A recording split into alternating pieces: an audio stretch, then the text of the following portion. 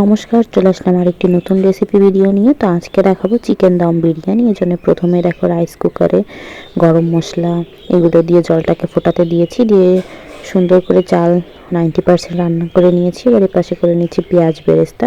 এবার ওই তেলে একে একে দিয়ে দিচ্ছি রসুন বাটা, আদা বাটা, কাঁচা লঙ্কা বাটা, জিরা বাটা, দিয়ে দিচ্ছি পরিমাণ মতো একটু জল।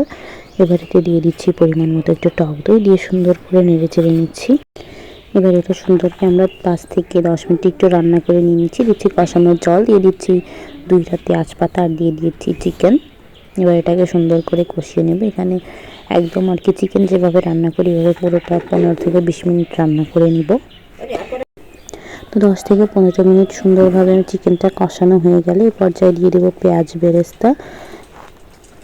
দিয়ে পরিমাণ মতো পেঁয়াজ বেরেস্তা দিয়ে দিয়েছি, আরও কিছুটা রেখে দিয়েছি। এবার দিয়ে দিচ্ছি বিরিয়ানি মশলা। বিরিয়ানি মশলাটা দিয়ে এবার আবার সুন্দর করে মাংসটাকে আমরা 10 থেকে 15 মিনিট ভাবে সুন্দর করে কষিয়ে নেব। কষাতে কষাতে দেখো চিকেনের কালারটা কিন্তু একদম দারুণ চলে এসেছে।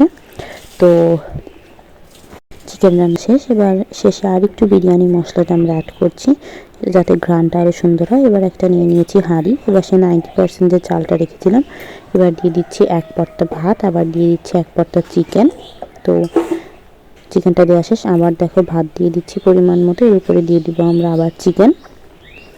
তো এভাবে দিয়ে দিচ্ছি, তো দেখতে থাকো। তো চিকেন দেওয়া প্রায় শেষ।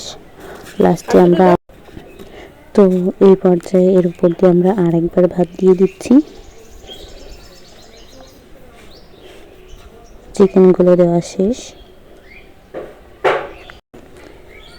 তো ভাত দিয়ে এবার এর উপরে দিয়ে দিব কিছুটা পেঁয়াজ বেরেস্তা আর দিয়ে দিব একটু ঘি।